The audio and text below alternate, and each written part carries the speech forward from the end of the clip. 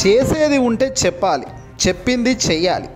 హామీలు అడ్డంగా ఇచ్చి ఇప్పుడు అధికారంలోకి వచ్చిన తర్వాత ఆ ఇచ్చే పరిస్థితే లేదు అంటే ఎలా? చేయలేనోడే చేతులు ఎత్తేస్తుంటారు కదా. ఇదిగో ఇలానే ఇప్పుడు తెలుగుదేశం పార్టీ ముఖ్యమంత్రి చంద్రబాబు గారి పరిస్థితి అచ్చం ఇలాగే ఉంది. ముందు నుంచి అందరూ ఊహించినట్లుగానే జరుగుతుంది. చంద్రబాబు నాయుడు తన రాజకీయ చాణక్య తెలివితేటలను, అనుభవాన్ని చక్కగా వాడుకుంటున్నారు. కీలకమైన వాటి విషయంలో తాను బాధ్యత తీసుకోకుండా చాకచక్యమైన అడుగులు వేస్తున్నారు. ఏదైతే తనకు ఎక్కువ కీర్తిని, లాభాన్ని కట్టబెడుతుందో ఆ పనులు మాత్రమే చేయాలని ఆయన స్పష్టంగా కోరుకుంటున్నట్లు అర్థమవుతుంది. శ్రమతో, కష్టంతో కూడిన బాధ్యతలను పూర్తిగా పక్కకు నెట్టేయడానికి ఆయన సిద్ధమైపోయారు. రాజధాని పర్యటన ముగిసిన తర్వాత ఢిల్లీలో జాతీయ మీడియాతో ముచ్చటించిన సందర్భంగా చంద్రబాబు నాయుడు గారు చెప్పిన మాటల అంతర్గతం చూస్తే ఇదిగో ఇదే అనిపిస్తుంది. పోలవరం ప్రాజెక్టు నిర్మాణం బాధ్యతను చంద్రబాబు నాయుడు ఇక తాను తీసుకోవట్లేదు అనేది క్లియర్ కట్గా చెప్పేశారు. ఢిల్లీ విలేకరులతో మాట్లాడుతూ దెబ్బతిన్న పోలవరం డయాఫ్రమ్ వాల్ గురించి ఆయన చెప్పుకొచ్చారు.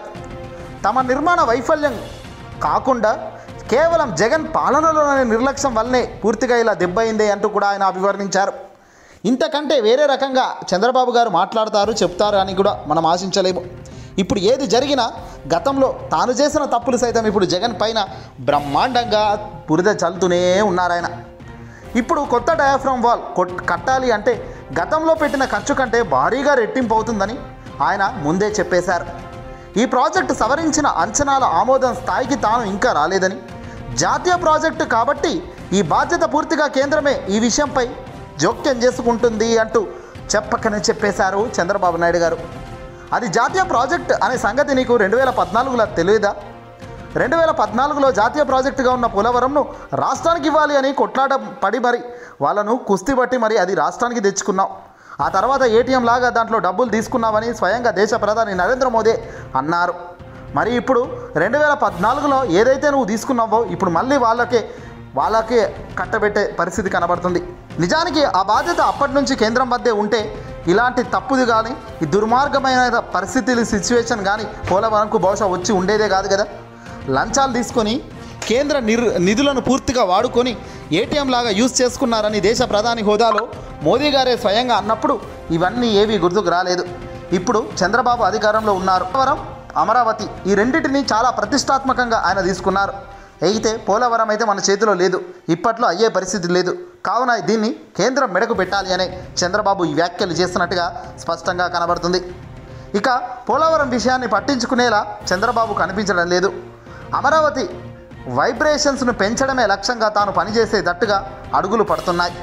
అమరావతిలో 135 ప్రభుత్వ ఆఫీసులు వస్తాయట.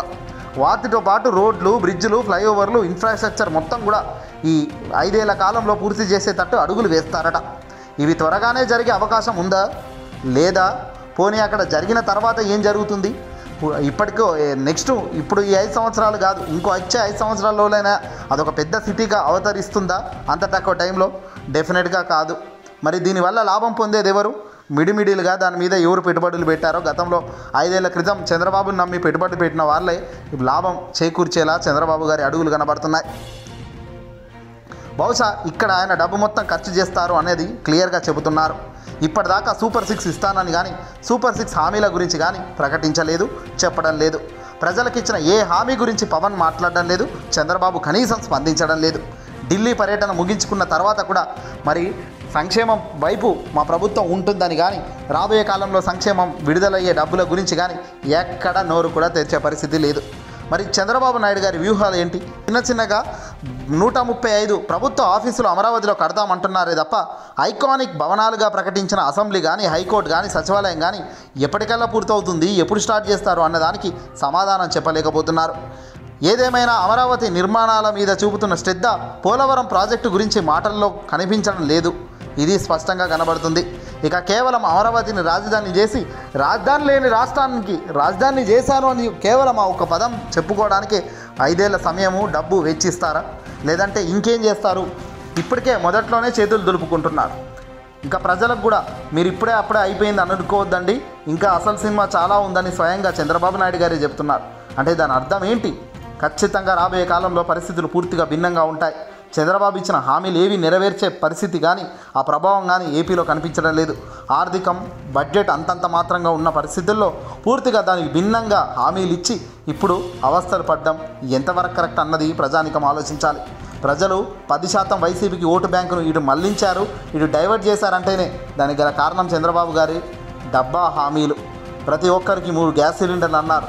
ఇంటికి ఎంతమంది విద్యార్థులు చదువుకుంటుంటే అంతమందికి 15,000 అమ్మ వందనం తల్లి వందనం అన్నారు. ఇక ఆ తర్వాత ప్రతి మహిళకు 18 ఏళ్ళు నిండిన ప్రతి మహిళకు 2,000 రూపాయలు ఇస్తానన్నారు. మరి ఇవన్నీ కూడా చాలా పెండింగ్లోనే ఉన్నాయి. మరి పెండింగ్ బకాయిలు తీర్చేదెలా, ముందుకు నడిచేదెలా కాలమే నిర్ణయిస్తుంది.